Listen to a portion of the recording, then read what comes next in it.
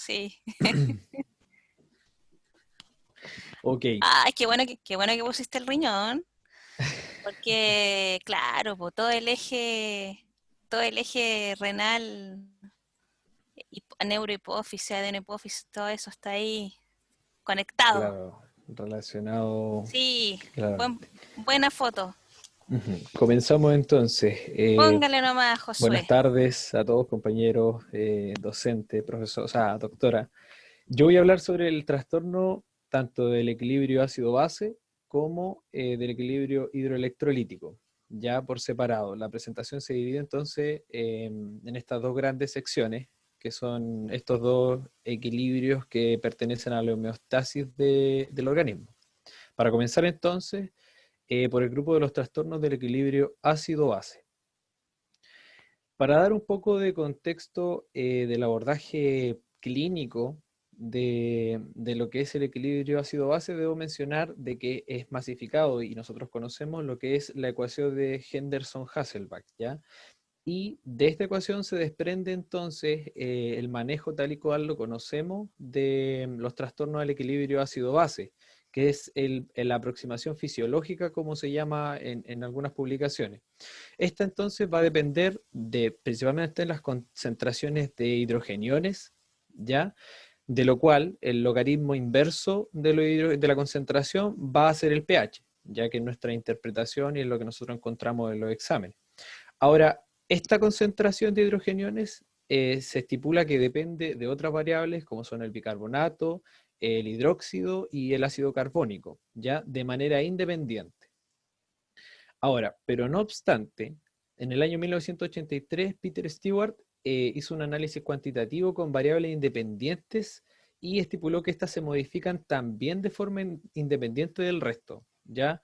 Estas variables son la presión de CO2, la diferencia iónica fuerte, ya que es una diferencia entre las sumas de los cationes fuertes y los aniones fuertes en contraparte, y la concentración total de todos los aniones débiles no volátiles, ya que son el fósforo inorgánico principalmente y la albúmina. Y a esto, en 1992, Fenkel agregó un modelo matemático para estimar la diferencia iónica fuerte a partir de la presión de CO2, albúmina y fosfato, ¿ya?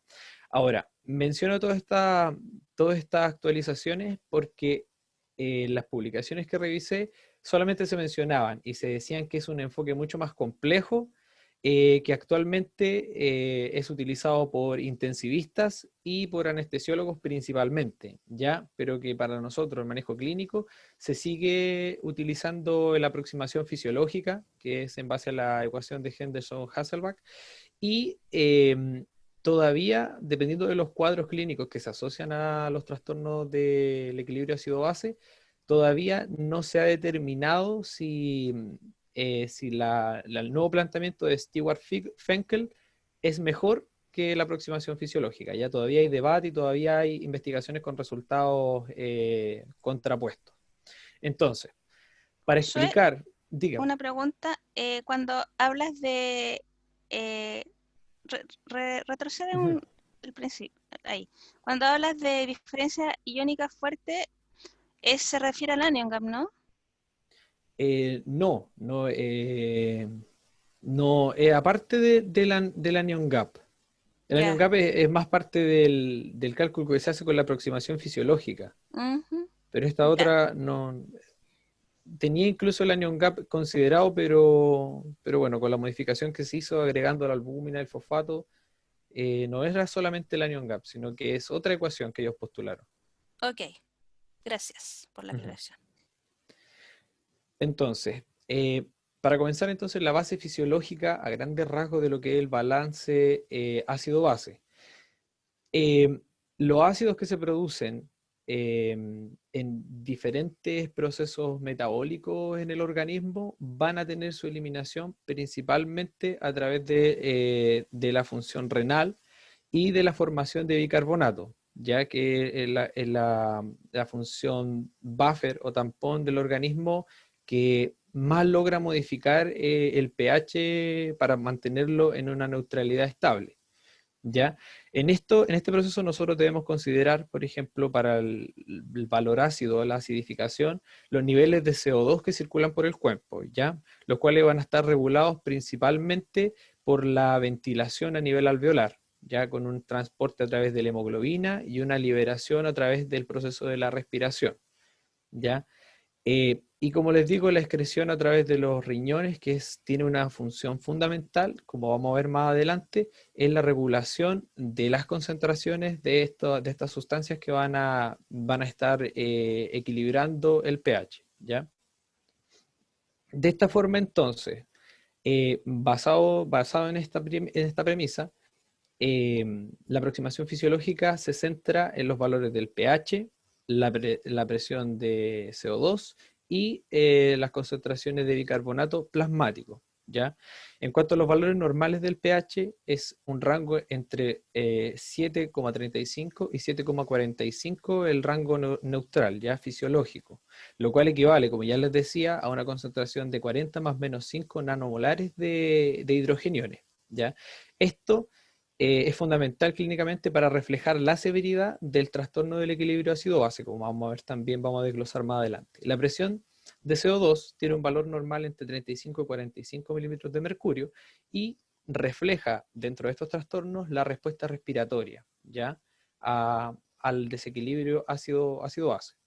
Ahora también coloco acá lo que son los valores críticos a tener en consideración por los cuadros adelante presentados, que van a ser menor a 20 milímetros de mercurio y mayor a 70, ¿ya? Valores críticos de ciertos cuadros severos. El bicarbonato, por su parte, refleja el sistema de tampón, de buffer, ¿ya? Más importante, podríamos decir, o de más peso dentro de este proceso de homeostasis, y su valor normal está entre 21 y 28, siendo sus valores críticos menor a 8 y mayor a 40. Y ahora, el anión gap propio de este enfoque se define como la diferencia entre aniones y cationes del plasma, ya a través de una fórmula que presento acá, donde involucra el sodio, el cloro y el bicarbonato, y su valor normal está entre 8 y 12.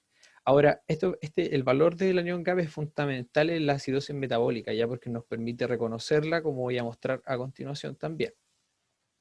Ahora, dentro de la literatura que revisé, donde se revisaban los trastornos hidroelectrolíticos pediátricos y en conjunto ya con el abordaje que hace en adultos up to date, se elaboraban 3 o 4 pasos en lo que respecta a up to date. Estos son, el primer paso ante una evaluación clínica es preguntarse de qué trastorno se trata, ¿ya? Y para esto es el pH lo que nos orienta principalmente. Entonces, si existe una acidemia con un pH menor a 7,35 o existe una alcalemia con un pH mayor a 7,45. Terminológicamente, acabo de decir acidemia y alcalemia, ¿cierto? Como el pH propio de la sangre, y se diferenciaba, por ejemplo, del término acidosis o alcalosis, siendo estos dos los procesos que llevan a acidificar o a llevar a aumentar el pH en la sangre, ¿ya? Solamente como terminológicamente.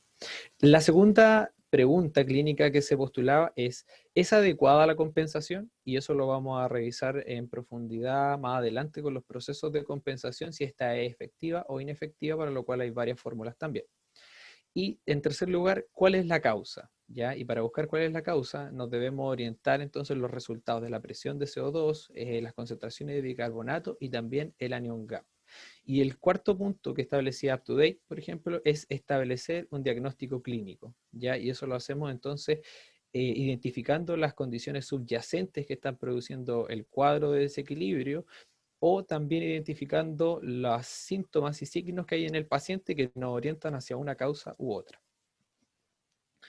Ahora, para dejar definido la respuesta compensatoria, se define como una compensación adecuada ya de este desequilibrio ácido-base, cuando se cumple una respuesta esperada del parámetro compensador frente al valor alterado. Como vamos a ver, por ejemplo, si la acidosis es de causa metabólica, nosotros esperamos una compensación respiratoria que se va a identificar en los valores de la presión de CO2, ¿cierto? Ahora, la ecuación de equilibrio del sistema de Henderson-Hasselbalch es la que presento acá con este valor, y en base a eso, la publicación de González y Gómez eh, postulaba estos valores de compensación esperable en pacientes pediátricos, ya que entonces cuando hay una acidosis metabólica Quiere decir entonces que una compensación esperada sería que por cada 1 mil equivalente por litro de bicarbonato disminuido, desde el valor de 25, nosotros esperamos una disminución de la presión de CO2 de 1 milímetro de mercurio desde 40 hacia abajo. ¿Ya? En cuanto a la alcalosis metabólica, por cada aumento de 1 mil equivalente del bicarbonato, esperamos un aumento de 0,7 milímetros de mercurio de la presión de CO2. En cuanto a la acidosis respiratoria, si el aumento de la PCO2 nosotros lo dividimos por cada 10 milímetros de mercurio aumentados, el bicarbonato debería estar aumentando 1 mil equivalente por litro, ya si es aguda. Y en el caso de que esta condición ya sea crónica, el aumento del bicarbonato debería ser de al menos 3.000 equivalentes por litro. Y en cuanto a la alcalosis respiratoria, en una disminución por cada 10 milímetros de mercurio de la presión de CO2, el bicarbonato debería estar disminuyendo aproximadamente 2,5 mil equivalentes por litro si es aguda y 5 mil equivalentes por litro si la condición es crónica. En esas condiciones, si nosotros encontramos esas condiciones, podemos decir que la respuesta compensatoria es adecuada, ¿ya? Pero se decía que como norma de estos cálculos siempre se debe esperar que la respuesta compensatoria no logra nivelar completamente el equilibrio ácido-base del paciente, ¿ya? Sino que tiende al equilibrio, va avanzando hacia allá. Comenzamos entonces con las alteraciones como tal, partiendo por la acidosis metabólica. La acidosis metabólica se clasifica según el anión GAP, ¿ya? O sea, tenemos la disminución del pH menor a 7,35, luego nosotros evaluamos el valor del anión GAP.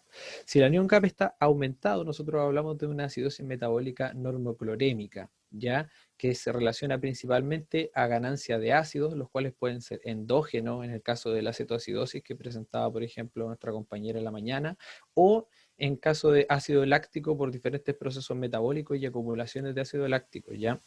Lo vamos a ver también en el algoritmo. En el caso de ganancia de ácido exógeno, se pensaba principalmente en administración quizás accidental de alcoholes, ¿ya? Cuando el anión GAP está normal, nosotros hablamos de una acidosis metabólica hiperclorémica, ¿ya? Esto debido a que el descenso del bicarbonato genera una elevación proporcional del cloro plasmático, ¿ya? Para esto también se agregaba acá una fórmula que nos puede orientar, que es la carga neta urinaria, ¿ya? Que involucra entonces una sustracción entre el cloro urinario menos la sumatoria entre el sodio y el potasio urinario, ¿ya? Y esto nos va a orientar con sus valores a si la causa es de origen renal o extrarrenal, como vamos a ver a continuación. Entonces, en este algoritmo nosotros vemos este proceso clínico de aproximación. Acidosis metabólica, evaluamos entonces, establecida ya por el pH, eh, evaluamos el anión GAP. Vemos si el anión GAP está normal, entonces, como ya les mencionaba, nos aproximamos a través de la fórmula, y si el valor del resultado de esta fórmula es negativo, entonces nosotros sabemos que es de causa renal, y estamos pensando en cuadros como acidosis tubular, hipoaldosteronismo e insuficiencia renal. En el caso de tener un valor positivo de la carga neta urinaria, son pérdidas extrarrenales, y pensamos en cuadros de diarrea, hilio intestinales, fístulas intestinales, administración de laxante y derivaciones ureterointestinales, ya como posibles causas. Mientras tanto, si el anión GAP se encuentra elevado, nosotros pensamos en cetonemia como tenemos que evaluar cetonemia en el caso de estar pensando en cetoacidosis. Si la cetonemia, por su parte, está normal, eh, nosotros pasamos a pensar de que puede ser por una acidosis láctica, ¿ya? Evaluamos el ácido láctico, si este está normal, se piensa en otros ácidos, como ya les mencionaba, alcoholes, metanol, etanol, ingesta accidental de estas sustancias, salicilatos, piroglutámico, insuficiencia renal y acidosis láctica B. Mientras que si el ácido láctico está elevado, entonces nosotros tenemos acidosis láctica de dos tipos. Tipo A, que es causada por hipoxia, hipoperfusión y sepsis, como pueden ser causas de este cuadro, o en el caso de la tipo B, hepatopatías, neoplasias, metformina y alcohol y cianuro. Y si la cetonemia que nosotros evaluamos previamente estaba elevada, entonces pensamos en una cetoacidosis, y como vimos en la mañana, su manejo va a ser a través de la administración de insulina. La acidosis metabólica, entonces, el manejo, una vez ya orientándonos de esta forma, es primero evaluar el mecanismo compensatorio y los trastornos asociados que pueden haber, ya, porque si el mecanismo compensatorio es ineficiente, nosotros debemos pensar en una circunstancia subyacente que está impidiendo la compensación. En el caso de ser normoclorémica, se recomendaba principalmente tratar la causa subyacente. Se puede administrar bicarbonato, pero se decía que era parte de un manejo restrictivo con el bicarbonato, ¿ya? Entonces, en primer lugar colocaban el tratamiento de las causas subyacentes, lo cual puede ser a través de mejorar la perfusión y la administración de insulina en el caso de la cetoacidosis, ¿ya? No así en las hiperclorémicas. La hiperclorémica sí, su primer abordaje va a ser a través del bicarbonato, el cual se recomendaba administrar en base al cálculo que se colocaba en esta ecuación, con un bicarbonato objetivo o diana, menos el bicarbonato actual multiplicado por el peso en kilogramos y el factor 0,5 o 0,8 en acidosis extrema, ¿ya? Y se mencionaba que como recomendación evitar la corrección total rápida y programar solamente la mitad del déficit en 24 horas y luego reevaluar. Ahora, en su contraparte, la alcalosis metabólica, con un pH mayor a 7,45, va a estar caracterizada por una concentración de bicarbonato mayor a 25 milimol por litro. Esto acompañado de forma secundaria a un aumento de la PCO2 por hipoventilación, que va a reflejar entonces el esfuerzo compensatorio que está haciendo el sistema. Ahora, en esta condición, también está caracterizado por una disminución de la concentración de cloro, ya que es un proceso en el que se intenta compensar la elevación del bicarbonato por las cargas que estas presentan dentro del medio circulante. Ahora, el anión GAP aumenta en proporción también a la severidad de la alcalosis, ¿ya? Frecuentemente en estos cuadros de alcalosis metabólica se encontraba también asociado a hipocalemia, disminución del potasio entonces, y una contracción del volumen extracelular. Ahora, la mantención de una alcalosis metabólica va a significar que hay impedimentos, o sea, un proceso está impidiendo que el riñón elimine el exceso de bicarbonato, que debería ser el proceso natural en respuesta a la alcalosis metabólica. Eso lo vamos a ver también en el algoritmo a continuación. Y siempre recordar que las principales causas, las causas más frecuentes de la alcalosis metabólica son los vómitos y el uso de los diuréticos o iatrogenia por diuréticos en los pacientes pediátricos. Afrontamos entonces clínicamente, como dice acá el algoritmo, en base a la función renal primero. Evaluamos de qué forma la función renal está alterada, por lo cual no se está realizando una compensación con excreción del bicarbonato. Si existe insuficiencia renal, con insuficiencia renal entonces con una filtración glomerular menor a 25 mililitros por minuto, entonces procedemos nosotros, entonces la causa probable, perdón, es una administración iatrogénica de bicarbonato, puede ser el síndrome de leche y alcalinos o principalmente por causa de vómitos, ¿ya? En el caso de que no exista una insuficiencia renal, el filtrado glomerular entonces mayor a 25 mililitros por minuto, nosotros nos enfocamos en el cloro urinario. Si el cloro urinario está disminuido menor a 10 miliequivalentes por litro, también la causa está asociada a vómitos, puede ser por causa de aspiración nasogástrica y uso también remoto de diuréticos. Y si el cloro urinario se mantiene menor a 15, menor a 15-20 miliequivalentes por litro, evaluamos las presiones arteriales del paciente, ¿ya? Si no existe una hipertensión, entonces nosotros evaluamos si el cloro urinario todavía persiste bajo, ¿ya? Y si es así, entonces se evaluaban otras causas como el síndrome de Bartter, el síndrome de Gitelman y la depresión de magnesio. Y en el caso de no persistir bajo el cloro, en comenzar a normalizarse, entonces se pensaba clínicamente que podía ser por causa de diuréticos.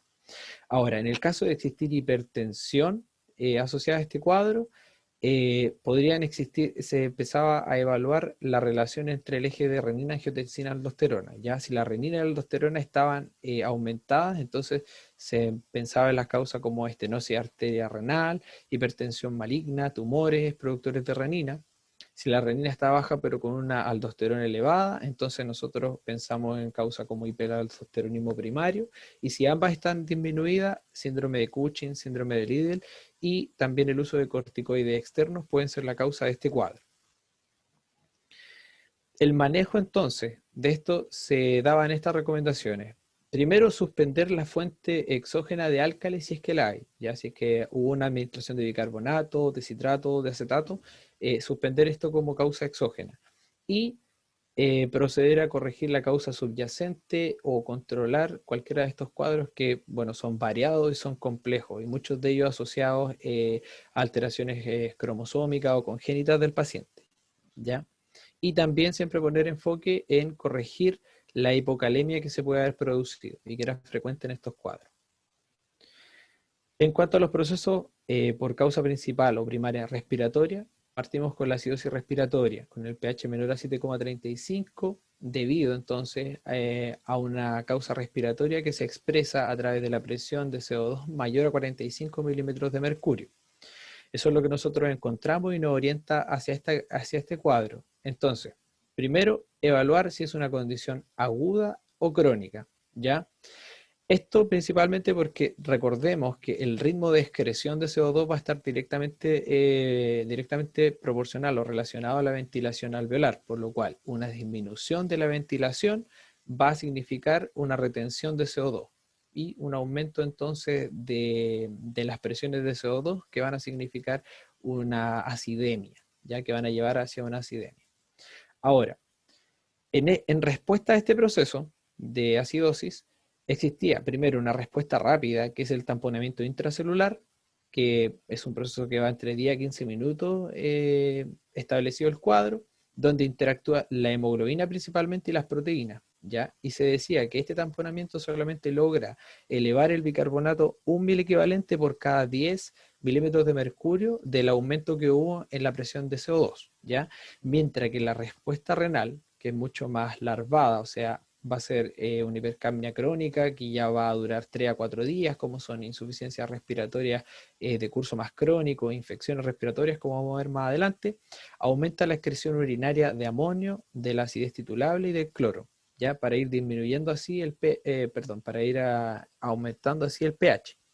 Ahora, este aumento de la reabsorción que se produce a nivel de los túbulos de la nefrona va a ser un aumento de 3 a 4 mil equivalentes de bicarbonato por cada 10 milímetros de mercurio del aumento que hubo en la presión de CO2. Entonces, con esto nosotros, ¿qué esperamos? Las probables etiologías de esto va a ser cualquiera de las causas de insuficiencia respiratoria que se pueden presentar en pacientes pediátricos, ¿ya? Como son neumonía, diferentes tipos de infecciones, principalmente bacterianos, sepsis, síndrome de distrés respiratorio, fibrosis quística y también quemadura y convulsiones en el paciente. Mientras que sus manifestaciones se dividían en dos grupos, las manifestaciones neurológicas como cefalea, irritabilidad, ansiedad, somnolencia y hasta el coma en el paciente nos tienen que hacer pensar en estos cuadros de acidosis respiratoria. Y las alteraciones cardiovasculares presentes van a ser una disminución de la contractibilidad miocárdica y disminución de la resistencia vasculares, lo cual progresa a una hipotensión y eventual shock del paciente. Para el manejo para la acidosis respiratoria se recomendaba, primero, aumentar entonces la ventilación alveolar. Esto se hace a través de aportes de oxígeno, ya sea en alto flujo, apoyo ventilatorio o incluso ventilación mecánica de acuerdo al cuadro, a la severidad del cuadro que está presentando el paciente. La corrección de la hipercapnia perdón, puede producir alcalosis metabólica y esto es un concepto que debemos tener en cuenta cuando se está corrigiendo lo que es la acidosis respiratoria.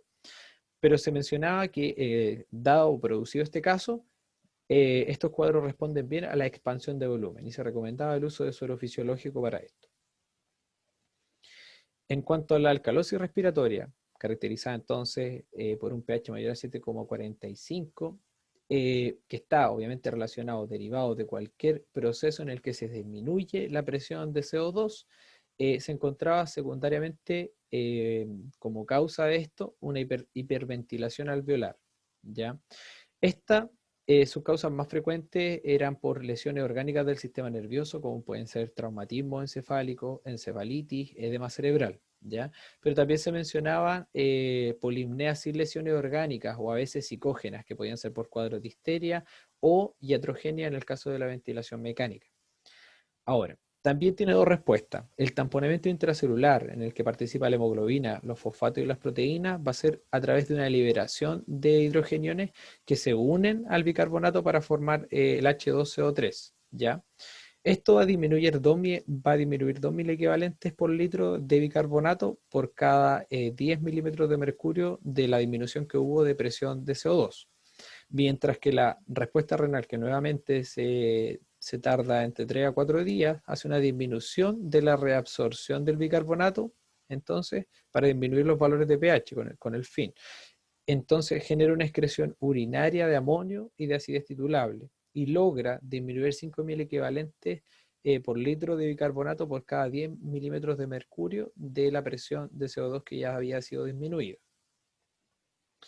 Para la alcalosis respiratoria, el cuadro clínico característico iba a estar, obviamente, como ya mencionábamos, asociado a esta insuficiencia respiratoria, donde el paciente vamos a encontrar que presenta taquipnea, excitabilidad, evoluciona a producir parestesias, espasmos carpopedales, que son coloquialmente llamados como calambres, y taquiarritmia, ¿ya?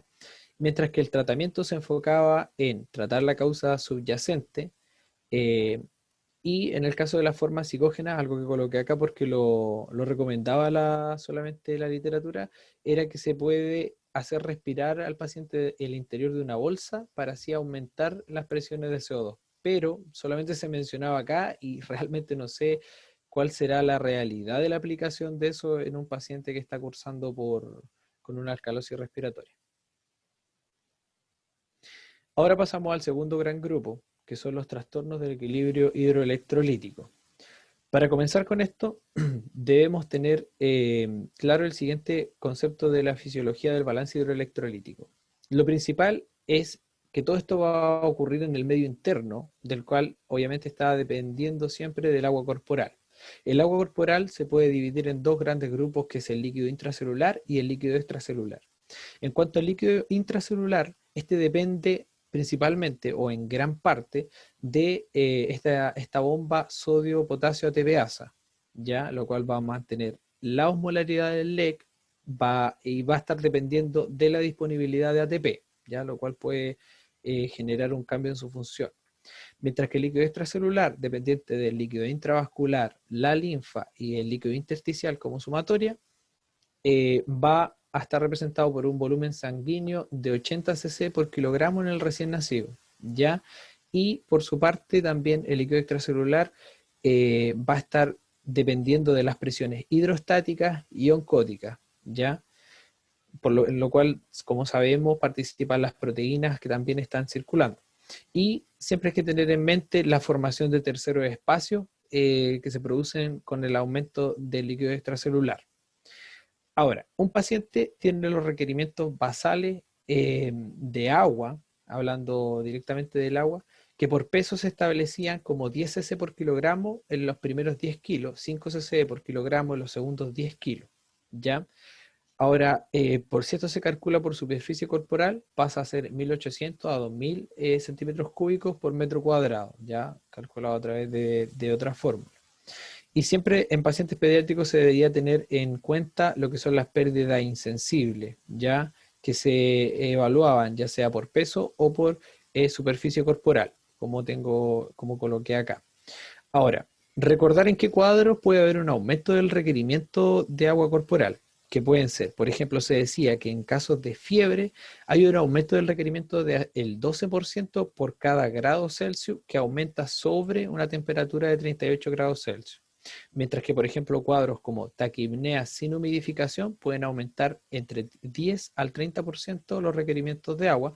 Y para esto siempre hay que tener en mente ajustar el aporte en casos de oliguria, ¿ya? Para no tampoco generar iatrogenia y producir sobrecarga, como vamos a ver también desglosado más adelante. Josué, Dígame. ahí retrocedo un poquito, hay un error ahí, si en el requerimiento basal a lo mejor fue un traspapelón de transcripción, porque los primeros 10 kilos son 100 cc por kilo, ¿ya?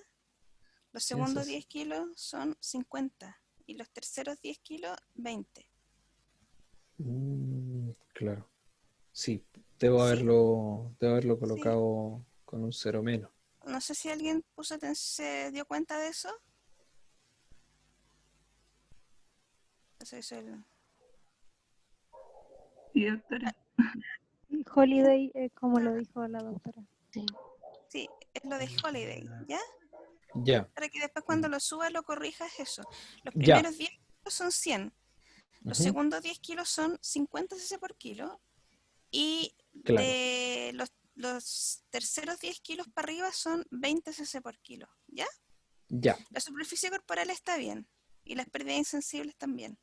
Si ya. te das cuenta, las pérdidas insensibles ya son 40-45 cc por Claro, kilo, que no, claro, no como que no calzan con lo por peso, sí, sí, tiene según lo toda que la razón. escribiste tú. Sí, ¿ya? Ujú, ya, Continúa sí, nomás. a corregir. Entonces, pasando a, también a la parte importante, estos dos electrolitos son responsables de gran parte de lo que es el gradiente, los gradientes y de la regulación del balance hidroelectrolítico también. El sodio, junto al cloro y el bicarbonato, son los principales solutos, por ejemplo, del líquido extracelular. Y se mencionaba un promedio en el líquido extracelular que gira en torno a los 145 mil equivalentes por litro, ya marcando como un límite mínimo como 135 mil equivalentes por litro.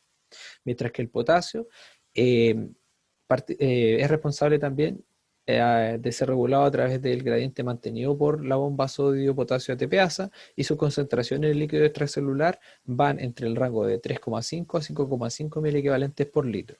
¿Ya? Hoy aquí se... Ya.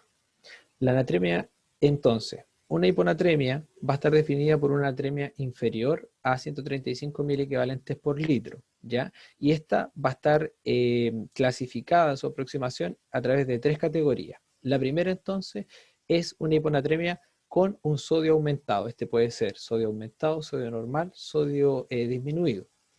En el sodio aumentado nosotros pensamos en causas subyacentes como son la insuficiencia cardíaca congestiva, el daño hepático crónico, los síndromes nefróticos y la insuficiencia renal crónica, ¿ya?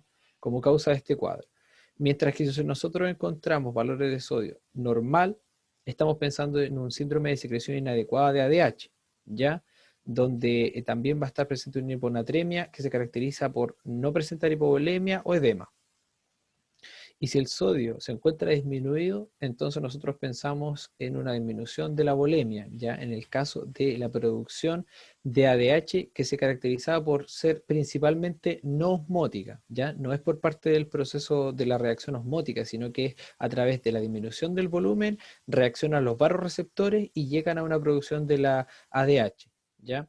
Esto puede estar relacionado a su vez a pérdidas extrarrenales, como son en los casos de vómitos, diarrea, formaciones de tercer espacio, quemadura, todo esto en pacientes pediátricos, y pérdidas renales que pueden ser por uso de diuréticos, en lo cual también estaríamos refiriéndonos a iatrogenia.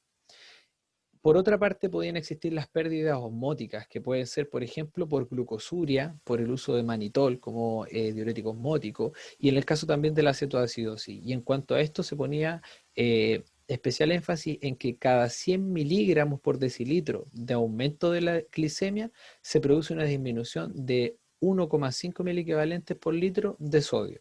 ¿Ya? Por lo cual entonces una cetoacidosis o una administración, por ejemplo, incidental de altas cantidades de glucosa o ingesta de glucosa pueden llevar a producir también esta hiponatremia.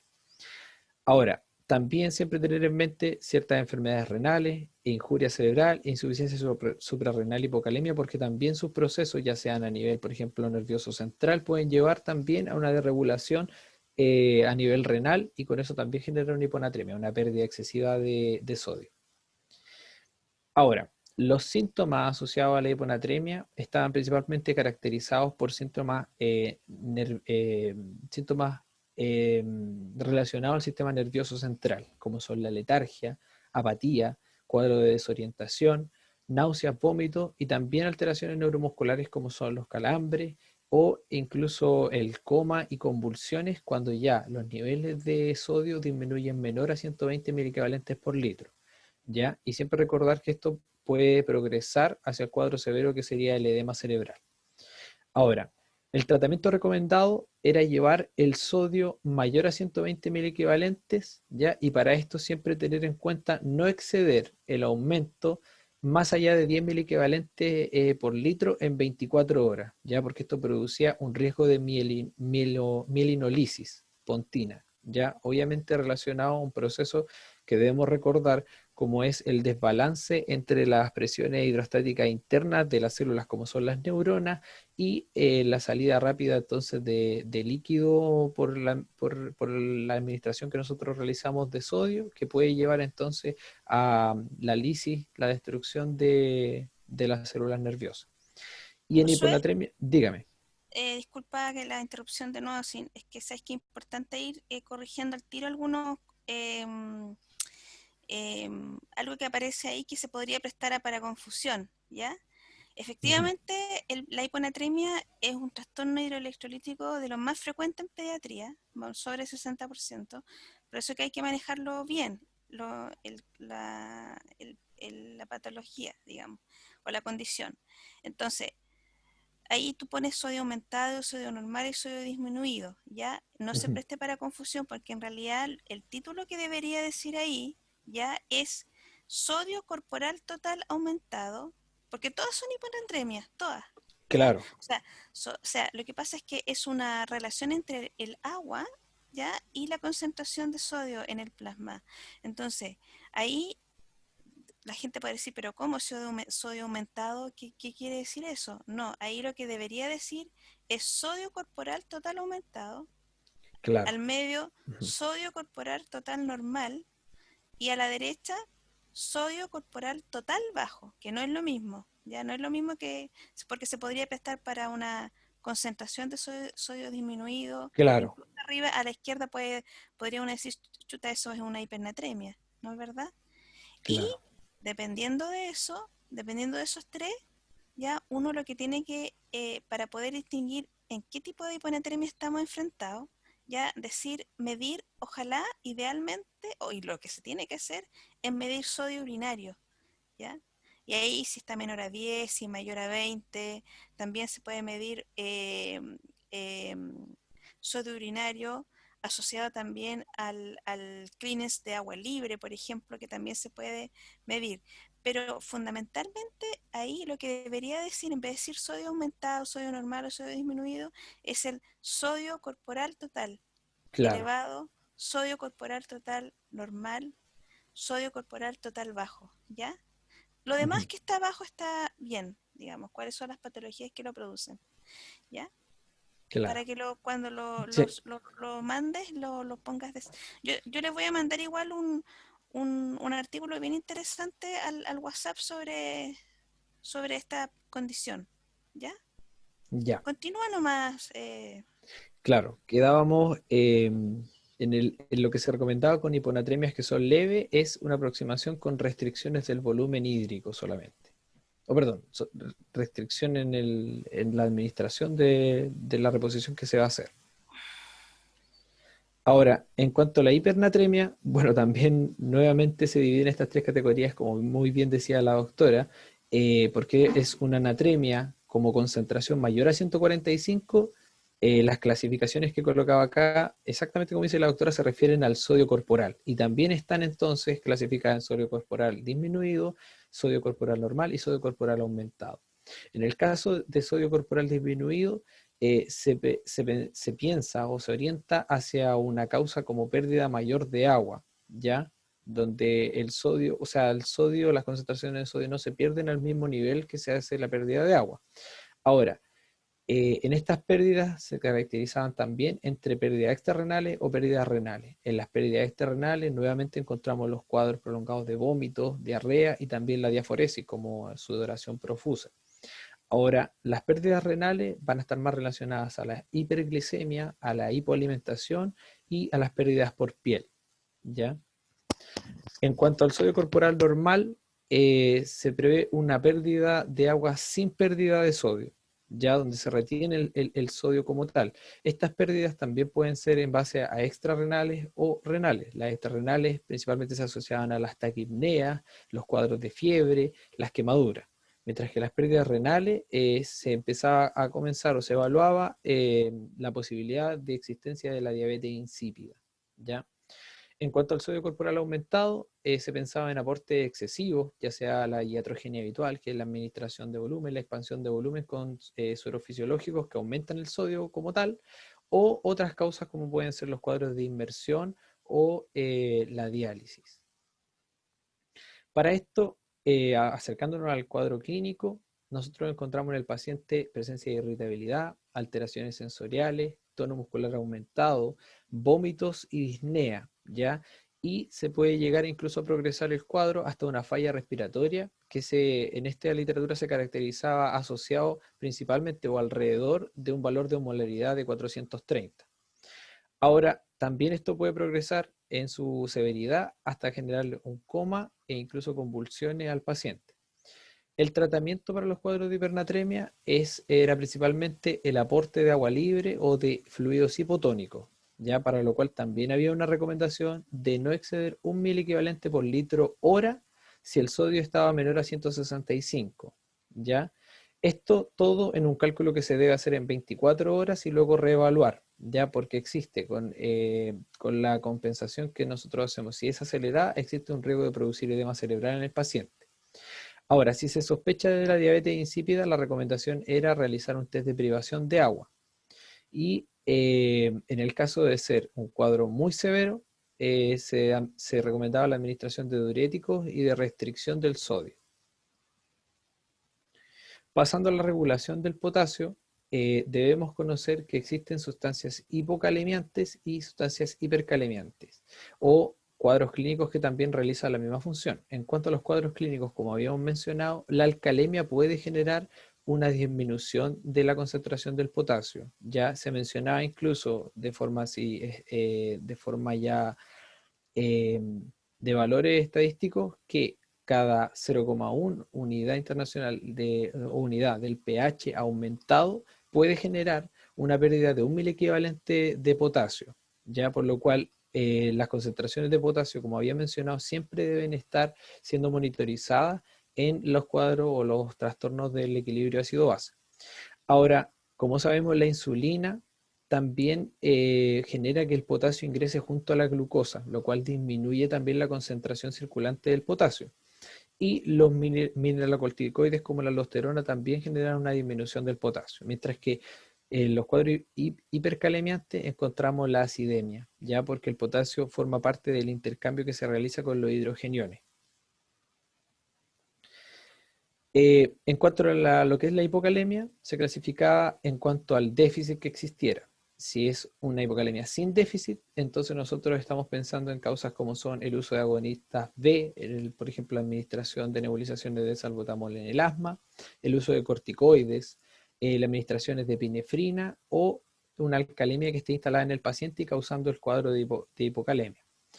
En cuanto a la clasificación con déficit, se pensaba en etiologías como la disminución de la ingesta, pérdidas renales, por ejemplo, en el caso del hiperaldosteronismo, pérdidas gastrointestinales, en el caso también de cuadros de vómitos, diarrea o el uso de sonda nasogástrica.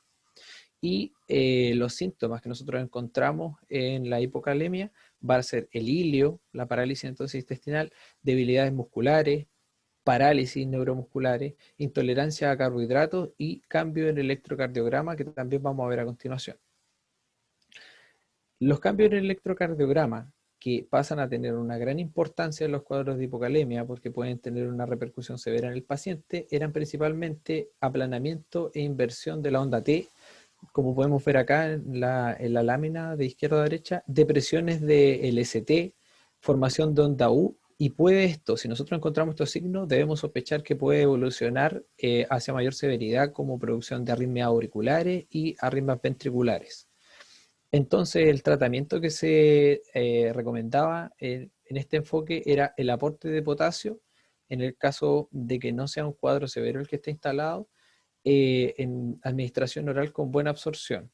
Y en los casos graves, en la administración endovenosa, que no debía sobrepasar un aporte de 0,5 miliequivalentes por kilogramo a la hora, ya para la reposición del potasio. En cuanto a la hipercalemia, lo primero que se diferenciaba es que podían estar estas hipercalemias artificiales, que nosotros siempre tenemos que evaluar para no alarmarnos en el caso de que estén presentes, que pueden ser, por ejemplo, en los procesos de extracción de muestra sanguínea que se realizan en la tensión, puede a través de las ligaduras o puede haber las rupturas de vasos, pueden generar hemólisis también, que van a ir a aumentar el potasio, pero de una forma solamente localizada en la muestra, ya que no reflejan el estado sistémico de la concentración del potasio. Entonces, una vez descartando cuadros como estos, se pensaba en que una redistribución, una acidemia, podría generar una hipercalemia, ¿ya? Porque ya que cada 10 miliosmol por litro, el aumento en 0,1 a 0,6 mil equivalentes en el líquido extracelular, producían una deshidratación celular y esto a su vez podía generar lisis de la célula y aumentar el potasio. Ahora, el aumento de aportes en base a lo que es una instalación de una función renal comprometida en el paciente también podría ser causa de la hipercalemia. Ya esto caracterizado por infusión endovenosa, transfusiones masivas y la administración de penicilina K, que también puede ser una de las causas del aumento del potasio en el paciente. Y otra de los grupos de causas que podían estar relacionadas a los cuadros de hipercalemia eran las grandes injurias como las quemaduras, la rhabdomiólisis, el CID, la hemólisis y los hematomas en pacientes, por ejemplo, en casos de púrpura. Todo lo que sea lisis de células va a generar un aumento del potasio porque, como sabemos, es uno de los principales electrolitos intracelulares. Ahora, el cuadro clínico iba a estar caracterizado por síntomas neuromusculares, donde encontramos debilidad, parálisis flácida, parestesia, tetania, pero también cobra gran importancia cuando empieza a producir alteraciones del ritmo a través de la evaluación del electrocardiograma. Y en esto se mencionaba que las alteraciones podían estar relacionadas a los niveles de concentración del potasio. Y en esto se mencionaba que en cuanto alrededor de los 6.000 equivalentes por litro, los cambios que podemos encontrar son la onda T angosta y el reoluting, ¿ya? Que mencionaban relacionado al cambio de la onda en cuanto al electrocardiograma, como un retraso de la formación de esta. En cuanto a los 6, al torno a los 6 a los 6,5 mil equivalentes, las alteraciones podían ser una prolongación del segmento PR y del segmento QT, mientras que las concentraciones que ya van de 6,5 a 7 mil equivalentes por litro, se empieza a producir aplanamiento de onda T y depresión del segmento ST. Ahora, cuando ya la concentración de potasio es mayor a 7,5, entonces hay una desaparición de la onda P, ensanchamiento de onda Q y estamos frente a un gran riesgo de la aparición de arritmias, bloqueo y paro cardíaco que pueden llevar a la muerte del paciente. Ahora entonces, para esto, ¿cuáles son las recomendaciones del tratamiento o manejo de la hipercalemia? Se dividían estos tres rangos. Si el rango está entre los 5,5 a 6.000 equivalentes, el manejo era principalmente de la causa subyacente, ¿ya? Y siempre evaluar la función renal cuando se está esperando una normalización del potasio. Si esto ascendía a un rango entre 6 a 6,5 y no tenía alteraciones de electrocardiograma, se recomendaba suspender los aportes, aumentar la excreción a través de la administración de furosemida. Si existía un compromiso renal, se recomendaba el uso de la resina de intercambio, el cayexalate, en una dosis entre 1 a 2 gramos por kilogramo, dosis cada 4 a 6 horas vía oral, y el uso también de agonistas beta-adrenérgicos, como pueden ser a través de nebulizaciones o administración endovenosa. Y si el valor del potasio estaba sobre los 6,5 y existía también cambio en el electrocardiograma, entonces se recomendaba administrar gluconato de calcio como estabilizador de membrana en concentración del 10%. Esto en la dosis que era recomendada de 50 miligramos por kilogramo en 10 minutos. Ya esto con el fin de evitar una progresión hacia la formación de arritmias, ya como ya mencionábamos, como característica de un cuadro grave y severo que pueden significar la muerte del paciente. Junto a esto, también la administración de solución glucosada en concentración 1 gramo por kilogramo, y esto junto a insulina recomendado en 0,1 unidad por kilogramo del paciente. Y finalmente también se recomendaba el uso de la administración de bicarbonato, pero solo en dosis de 1 a 2 mil equivalentes por kilogramo de forma endovenosa, y esto administrado en 20 minutos. Estas eran recomendaciones para ir manejando entonces el nivel elevado de potasio en el paciente. Y acá colocaba las recomendaciones ya con dosis exactas, que no creo que sea necesario mencionar cada una de ellas, que siguen un poco el patrón que acabo de describir, pero lo coloqué para el estudio individual de cada uno. Eso ha sido mi presentación. Gracias por su atención.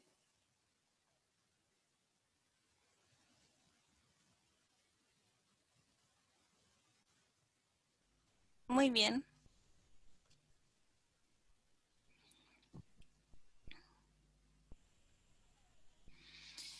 Josué, bueno, yo sé que este es un tema bastante complejo, ¿ya?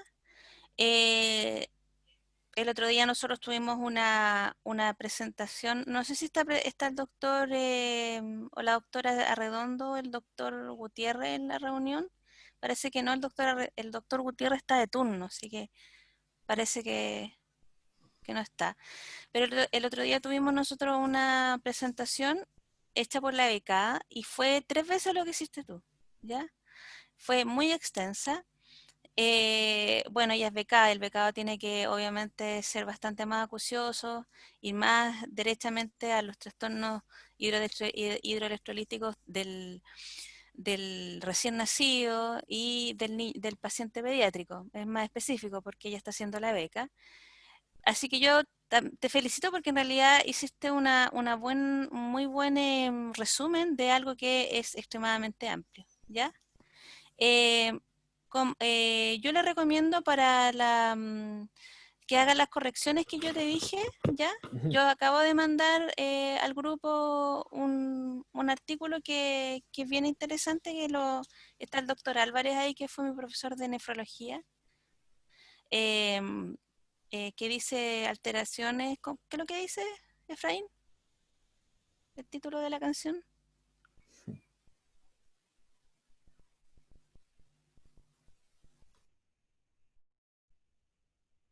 Tiene su fono, dice Bases trastorno. fisiopatológicas de los trastornos del sodio en pediatría.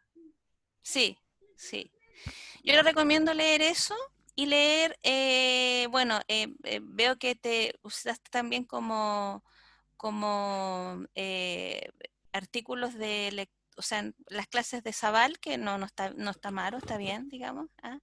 Y si las pueden compartir también en el grupo, esas clases de Zabal, em, que son educación médica continua que hace Zabal, ¿ya? Y también les recomiendo leer las alteraciones hidroelectrolíticas de El San Borja Ariarán, y me parece que el capítulo número 6, donde ahí aparece alteraciones ácido base, hiponatremia, hipernatremia, eh, fundamentalmente. ¿Ya? Em, Todas las demás, hay una cosa así que quería, no sé si está malo, pero es sobre, voy a compartir pantalla, una cosa bien chiquitita. Oh, no está, aquí está, esta está. La típica, ¿la ven? Sí, doctora, se ve súper. Sí, sí, se ve. Ya, ahí está. Ya, ahí está. Entonces, tú hablaste de acidosis metabólica y que dice que por cada un punto que baja el bicarbonato, la acidosis metabólica aguda, metabólica aguda se refiere, ¿ya? Baja un punto la PCO2, ¿ya? Y en pediatría trabajamos con 1,2 en general. Y em, eso es bien importante porque cuando hagamos el taller vamos a basarnos en este esquemita, ya que está aquí. Ya. ¿Ya? ¿Estamos? Yo esta clase también la tengo, si quieren se la puedo mandar. Em, Hay algo también que quería compartir con ustedes que tiene que ver con, bueno, muy bien tú nombraste, ¿no es cierto?, que la concentración de potasio está fundamentalmente, es intracelular. 98-99% del potasio es intracelular, a diferencia del sodio, al revés, ¿cierto? Eh, Así, esto es como para, no pretendo hacer yo una clase nueva ni nada por el estilo, del estilo, pero ordenando un poquito algunos conceptos que dijo Josué, que es que los hidrogeniones de nuestro organismo provienen fundamentalmente del metabolismo de las proteínas, se ve, ¿no? ¿Verdad? Sí, Y, y que CO2 proviene fundamentalmente del metabolismo de los hidratos de carbono y de los lípidos, ¿ya?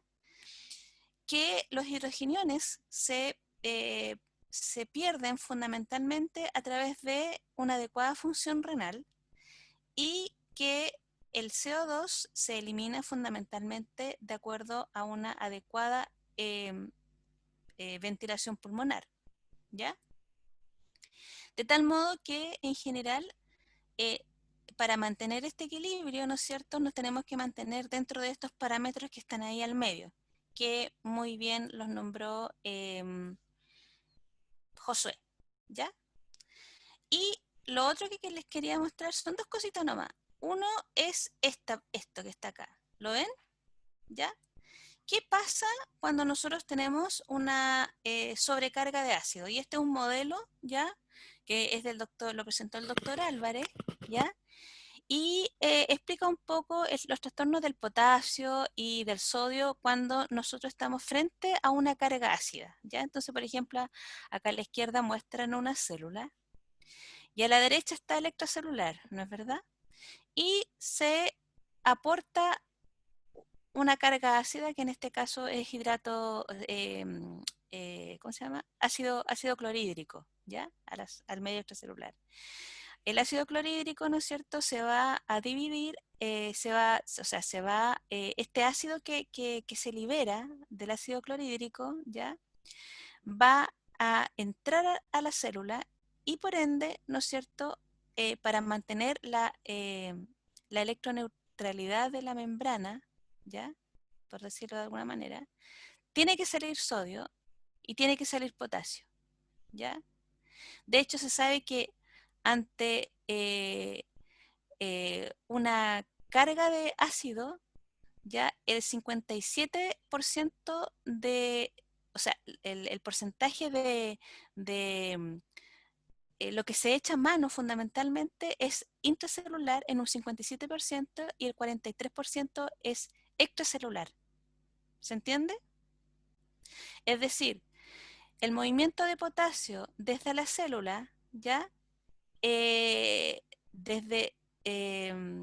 chuta, esto está malo, no lo voy a explicar porque está malo. Se lo voy a explicar cuando hagamos la presentación, los casos clínicos propiamente tal.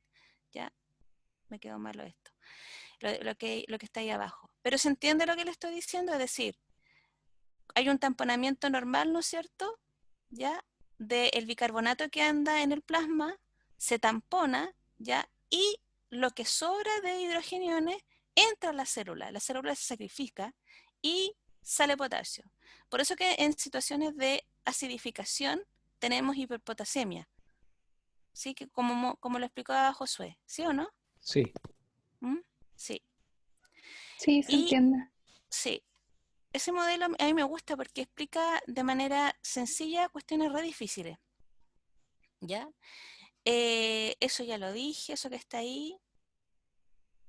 Y lo otro que les quería contar es sobre algo que está acá, esta cuestión. Esto. ¿Qué pasa cuando hay una respuesta a una carga ácida? En este cargo es una o base, ¿no es cierto? Lo primero que se sacrifica, lo primero que echan a andar los mecanismos biológicos, ya los sistemas biológicos, las células en este caso, es el buffer extracelular, los procesos extracelulares, ¿ya? Que es lo que nosotros siempre conocemos. El bicarbonato, ¿no es cierto?, anda en el plasma, digamos, de alguna manera pendiente de esta situación, que por algo nos manejamos dentro de ciertos pH, digamos, ¿ya?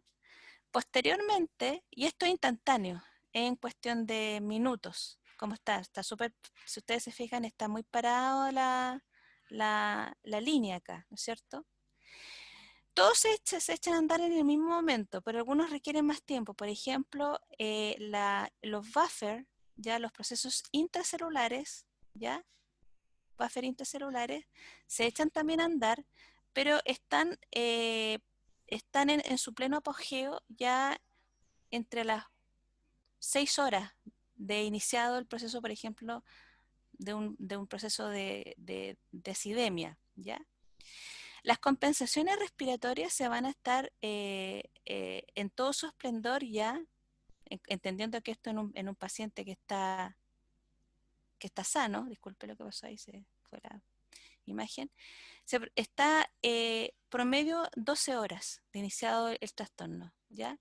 La reabsorción de renal de ácidos se produce ya cuando aproximadamente a las 48 horas, ¿ya? Eso más o menos son los tiempos en que las células y el organismo se demoran en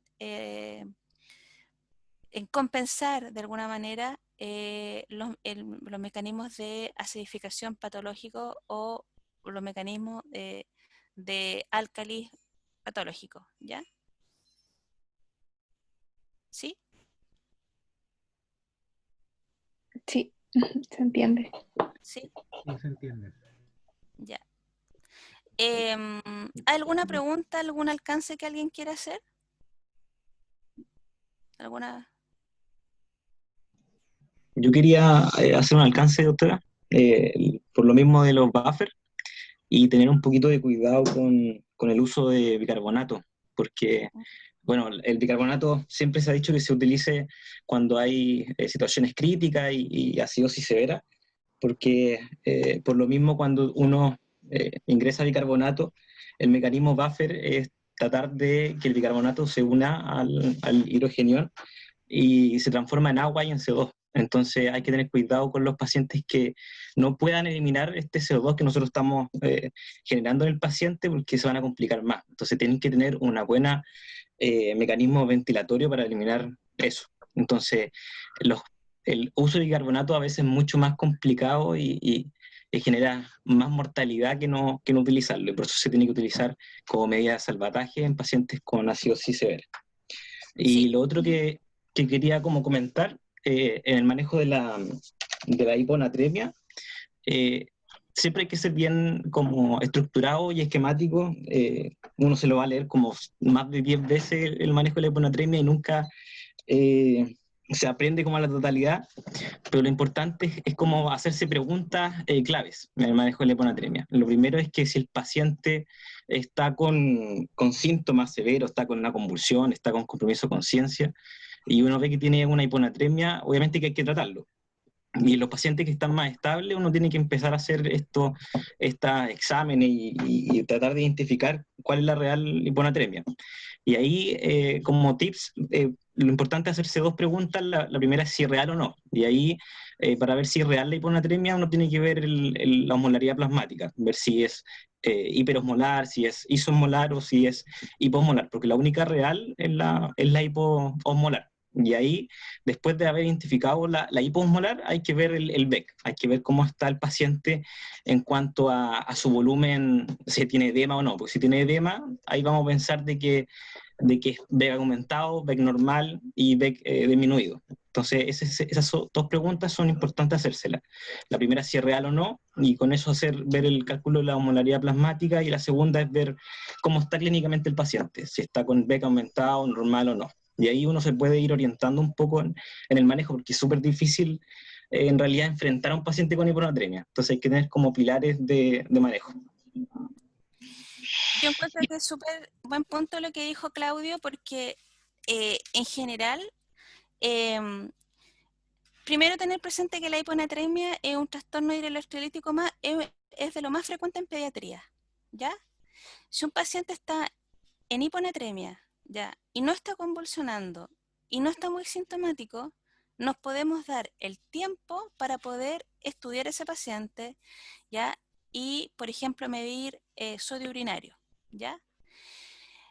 Tener en cuenta que si tú te llaman, tienes una interconsulta, te llaman y te dicen, ¿sabe, doctor? Este niño tiene una hiponatremia de 128, por ejemplo. En general, así como a grandes rasgos, ¿ya? La gran mayoría de los pacientes, ¿ya? Su hiponatremia es secundaria a un síndrome inadecuado de hormona antidiurética, ¿ya? Eh, esto yo no lo aprendí cuando yo estaba estudiando medicina, nadie me lo explicó, ¿ya? No existían tampoco talleres y esas cosas. Em, en el fondo lo que quiero tratar de dejarles como mensaje es que hiponatremia no es sinónimo de aportar sodio extra, porque es un equilibrio entre el agua, ¿ya? Y la concentración de sodio que tengamos en el organismo, ¿ya? Por ejemplo, en el caso de la secreción inapropiada de hormona antidiurética, el enfrentamiento de ese niño no es aportar más sodio, porque estamos aumentando más el proceso, ¿ya? Produciendo más daño. Ahí lo que hay que hacer es restringir el volumen basal del niño, por lo menos a 70-75 cc por kilo día, ¿ya? Y con eso el paciente, ya midiendo en unas 4 o 6 horas más, o al día siguiente, el paciente va a estar mejor. Es re importante seguir midiendo porque si el paciente cae en una hiponatremia severa, como dijo Claudio, puede el paciente convulsionar, ¿ya? Si es un recién nacido, ¿ya? Y está con una hiponatremia importante, está deshidratado, tiene 15 días, ¿no es cierto? Ha bajado de peso, no quiere comer bien y además de eso está con acidosis metabólica, lo más probable es que sea una hiperplasia suprarrenal congénita, ¿ya? Por ejemplo, ¿ya? Y no un síndrome de pierde sal u otro problema, ¿ya? Así como a grandes rasgos hay que ir viendo eso. Si un recién nacido, por ejemplo, tiene un mes, ¿ya? Tiene una eh, ¿cómo se llama? Una alcalosis metabólica importante y ha bajado de peso y está vomitando, lo más probable es que ese niño tenga una estenosis hipertrófica del píloro, ¿ya? Entonces es muy importante ir correlacionando con la clínica también y con los porcentajes o con las eh, prevalencias, con las prevalencias más frecuentes de cada patología de acuerdo a la situación. Si un niño viene de afuera, ¿no es cierto? Está en la urgencia y viene de afuera y usted, este niño está acidótico, porque habitualmente uno toma gases y toma electrolito al mismo tiempo, ¿cierto? Van de la mano porque queremos saber si esta acidosis que tiene es hiperclorémica o normoclorémica, ¿no es cierto? Pero si viene de afuera y el niño se ve bien, ¿ya? Y encontramos una hiponatremia, ahí lo que hay que hacer, como dijo Claudio, es repetir el sodio, porque puede ser una falsa hiponatremia, y si vuelve a salir baja y el niño está estable, un poquito sintomático, hospitalizarlo y estudiar a ese niño. ¿Por qué tiene esa hiponatremia? ¿Ya?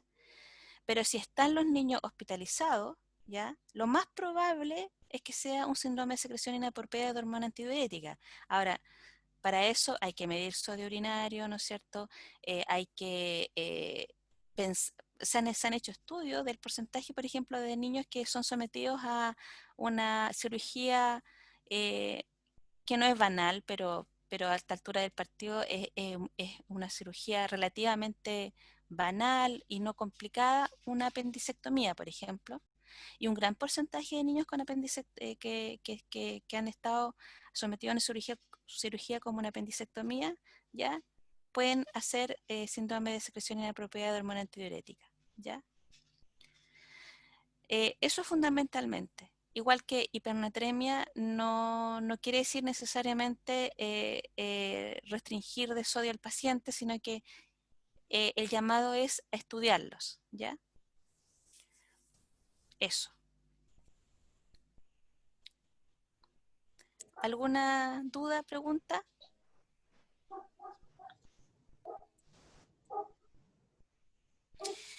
Bueno, damos por terminada entonces esta presentación.